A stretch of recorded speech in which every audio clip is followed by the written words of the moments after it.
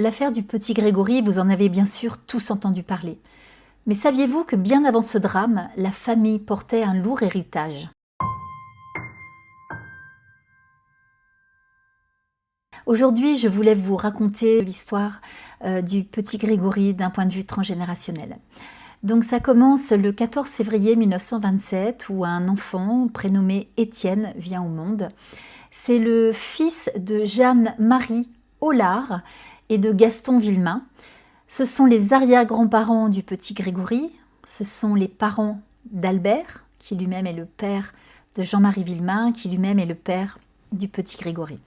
Un soir, Étienne vomit dans sa soupe et sa mère, très agacée, très en colère, va le taper et sa tête va heurter donc la gazinière qui était dans la cuisine. Donc il faut dire que cette mère a beaucoup de griefs contre lui et qu'elle n'est pas tendre et elle lui porte souvent des coups. Voilà, donc l'enfant tombe, il a une grande plaie à la tête, mais elle ne s'inquiète pas. Et puis elle ne dit évidemment rien au père qui s'appelle Gaston. Donc pour couvrir la plaie, elle va lui mettre un béret et tous les soirs, tous les jours, il va porter ce béret. Et un soir, quand Gaston rentre du travail, il s'étonne que son fils aille se coucher avec ce béret. Donc il enlève le béret et il voit bien sûr une plaie énorme à la tête. Donc elle va lui expliquer qu'en effet, elle l'a poussé et qu'il est tombé. Donc il va essayer de soigner cette plaie. Donc là, nous sommes le 14 février et il ne va pas réussir. Donc il va appeler le médecin qui va lui dire tout de suite d'amener son enfant à l'hôpital de la Bruyère. Il va y passer quelques jours et malheureusement, il va décéder le 21 février 1931. Étienne a 4 ans et je pense que ce chiffre 4 ans, ça vous parle puisque en effet, c'est aussi l'âge qu'avait le petit Grégory quand il est décédé. Le médecin qui va examiner Étienne ne voudra pas lancer l'inhumation parce qu'il voit bien que ce n'est pas normal. Il va constater des coups, il va constater des blessures en demandant une autopsie et il va observer et constater les sévices que l'enfant a reçus. L'enfant était aussi mal nourri et il avait le poignet gauche cassé. Il va aussi remarquer que ses 2 autres enfants ne sont pas bien tenus non plus et qu'ils sont assez chétifs.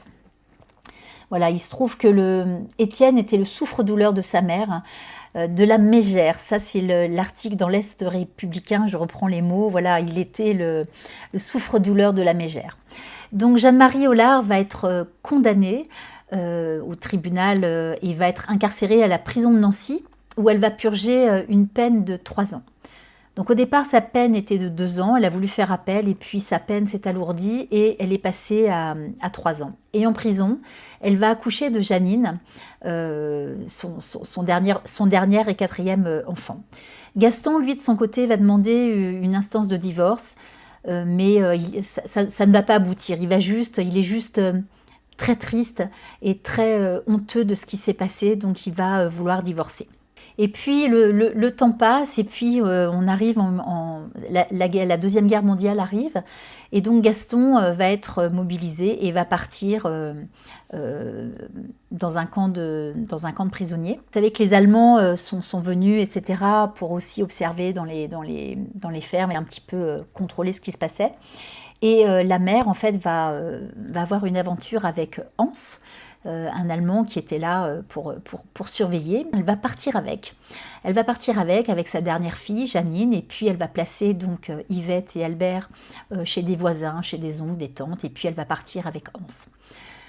Là, nous sommes en 1942, Gaston est malade, il a des blessures de guerre, donc on lui dit de rentrer chez lui. Donc, quand il arrive en 1942, il s'aperçoit que sa femme, Jeanne-Marie, est partie. Donc, il y a cette honte qui est là, cette honte, elle a tué son enfant, cette honte, elle est partie, il y a l'adultère, elle l'a trompé, et en plus, avec un Allemand.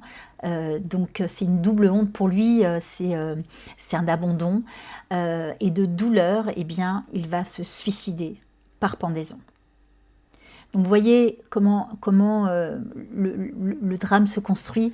Alors pourquoi je vous raconte cette histoire? Parce que dans une approche transgénérationnelle, on observe comment un meurtre, comment une honte, un abandon, un suicide va laisser une empreinte invisible sur les lignées à venir, car les événements comme ça ne disparaissent pas et vont laisser des traces, des empreintes, des symptômes sur les générations futures qui vont arriver, parfois sous forme de secret et parfois jusqu'à réapparaître avec un nouveau drame. Donc quand on parle de l'affaire Grégory, l'affaire du petit Grégory, on ne peut pas la regarder comme un fait isolé. Je trouvais intéressant vraiment de remonter déjà d'un point de vue transgénérationnel aux arrière-grands-parents pour voir d'où était partie aussi cette histoire.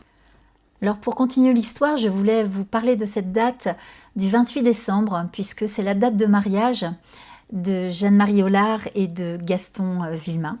Ils se sont mariés le 28 décembre et cette date est importante parce que c'est le jour de la Saint-Innocent et c'est le jour du massacre des enfants de moins de 2 ans qui a été programmé, ordonné par le roi Hérode.